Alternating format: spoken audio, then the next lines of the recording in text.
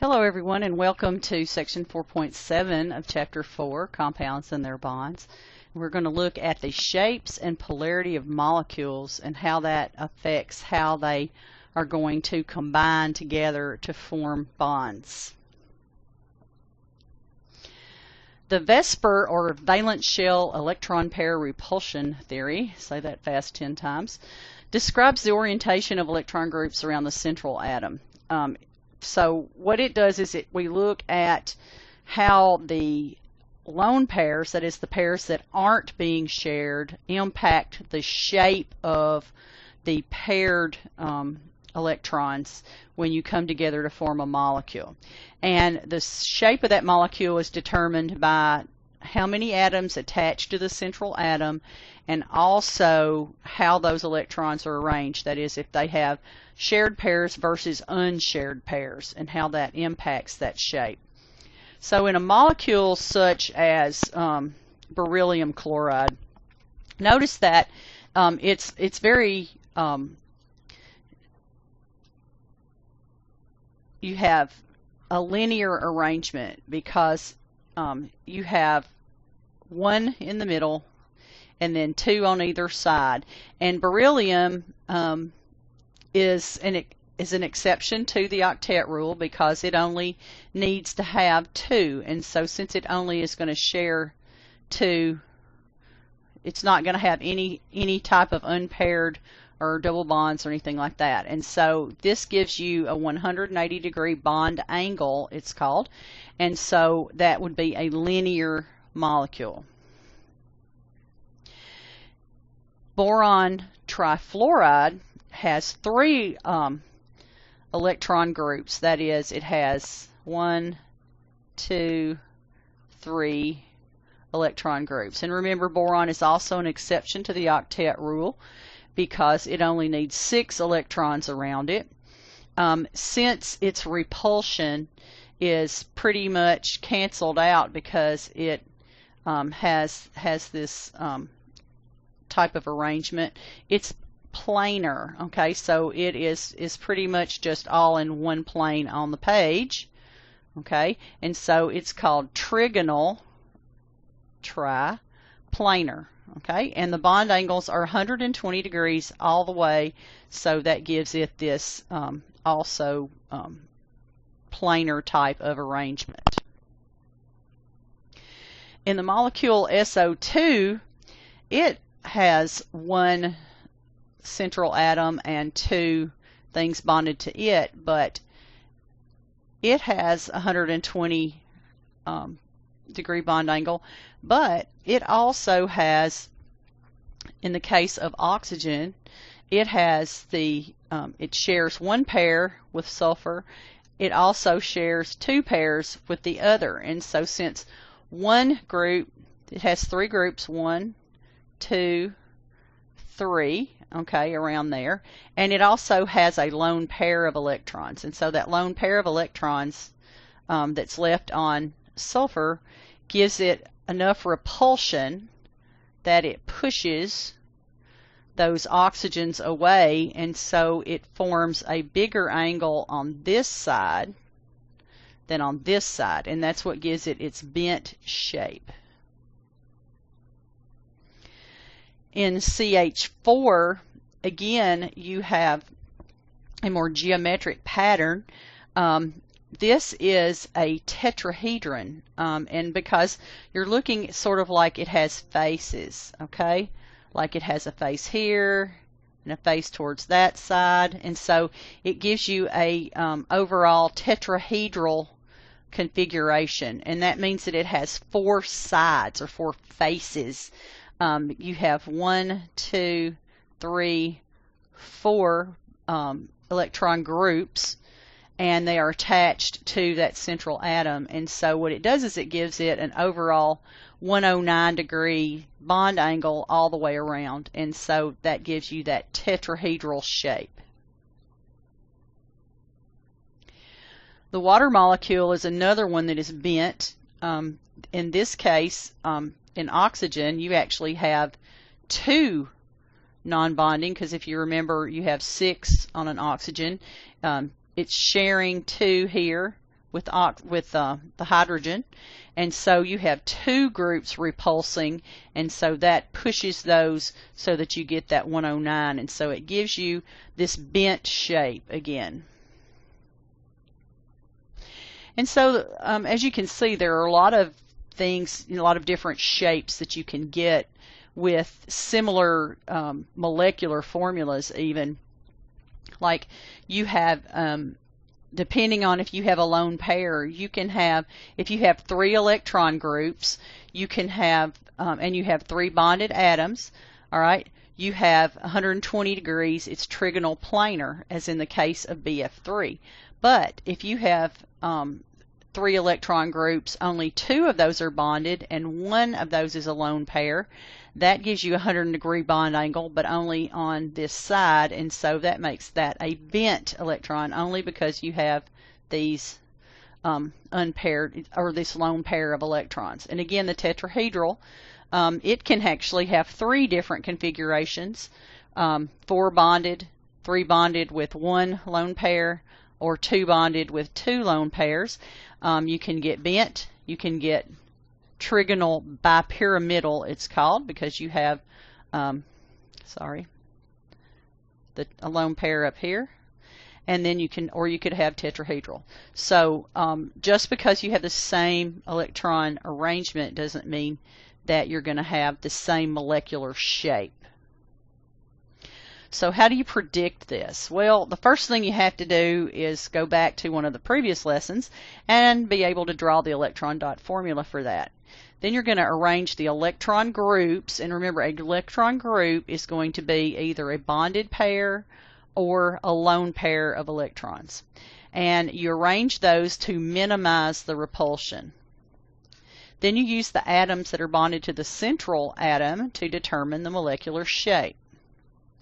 So if you're going to predict the shape of H2S, the first thing you do is draw the electron dot formula for that. Okay, sorry about that.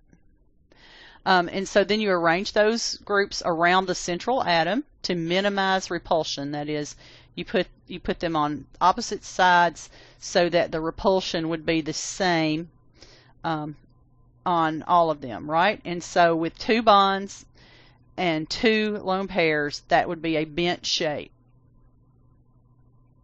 So see if you can state the number of electron groups, lone pairs, and use the VSEPR theory to determine the shape of the following molecules as tetrahedral, trigonal pyramidal, or bent. And you can also use the lab materials from the lab that we did, lab 4. Okay, so you've got PF3. So the first step you're going to do is you're going to draw the electron dot formula, and I'm just going to show you the pictures because they're a lot nicer than mine. All right, and so phosphorus, when we draw this, we have PF3, so all the F's had 7, so they share 1 with P, and then you end up with a unpaired or a lone pair of electrons. With sulfur, it is going to share 2. It ends up with 2 lone pairs. And with carbon tetrachloride, you're not going to have any lone pairs. And so what we're trying to decide is if it's going to be tetrahedral, trigonal, and remember we're looking at shape, tetrahedral, trigonal pyramid, or bent. All right, so we've seen the repulsions, and now let's look and see. So we arrange those electrons around the central atom to minimize repulsion in electron groups. In PF3, if you're going to minimize repulsion, you're going to have a tetrahedron. In H2S, you're going to have a tetrahedron, and then in CCl4, you're going to have a tetrahedron. And this is the arrangement. Okay, now that tells you what the electron arrangement is. Now you've got to figure out what the shape is, and so for the shape, you look at how many lone pairs it has. It has 3 bonds and 1 lone pair, and so it must be trigonal planar. It has 2 bonds and 2 lone pairs. It's bent. Where am I getting this? I'm getting it from that table. Okay, you can draw it so that you can see this though, you know, with your, you get your, and I'm going to go back for just a second so I can make sure that we're understanding exactly what we're doing. This is to give us the electron dot, right? And we minimize the repulsion when we draw those. That minimized repulsion gives us the arrangement of the electrons, okay, the arrangement of the atoms in that. Then what we do is we look just at the number of the lone pairs and the bonds in order to get the shape. And so with 3 bonds and 1 lone pair, you get trigonal planar. With 2 bonds and 2 lone pairs, you get bent. And with 4 bonds, you get tetrahedral. So they all had a tetrahedral arrangement, but their shape was different depending on how many lone pairs they had. Nonpolar molecules basically cancel each other out. In a dipole, what that means is that you have a positive end, or actually just a charge direction. Okay, and so you have dipoles, and since it's exactly the same going this direction from the carbon as this direction from the carbon, they cancel each other out, and that's why you have a nonpolar molecule in carbon dioxide. In hydrochloric acid, you have a very low electronegative atom versus a very high electronegative, and so that's going to be an unequal sharing. The dipole does not cancel, therefore you have a polar molecule.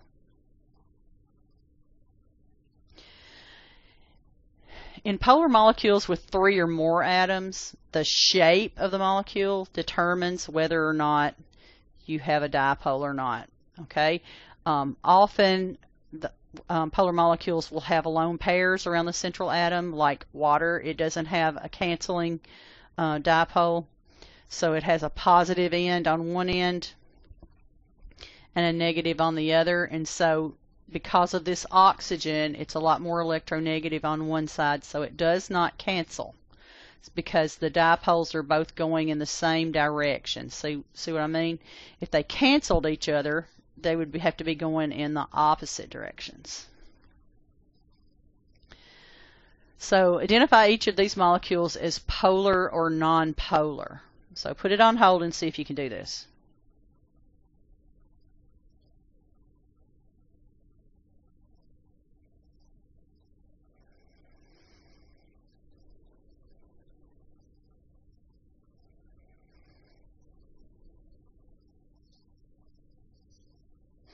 So if you look at phosphorus tribromide, you have 3 bonds. You have 1 lone pair. Since you have a lone pair, the dipoles will not cancel, and so it will be polar, and it's trigonal pyramidal, right? And that's because you have 3 things out here, but you have the lone pair up here. Okay, that's why it's trigonal pyramidal. Hydrobromic acid is linear, but it has a hydrogen, which only has 1, versus a bromine, which starts out with 7 of its own, and so there is no way to cancel that dipole, is there? Just like with this one, there's no way to cancel this dipole because they're all going the same direction. In CF4, though, when you draw CF4, it's symmetrical, right? And so since you have these high electronegative atoms all the way around, what happens is the dipole does what? It goes towards those, and so since they're going in opposite directions and they balance on opposite sides, then this one would be nonpolar. And that's the end of 4.7. I know some of you are saying, thank goodness. If you didn't understand anything, please go back and review this. You know, you can slow me down or speed me up, whichever works better for you. But I will see you next time.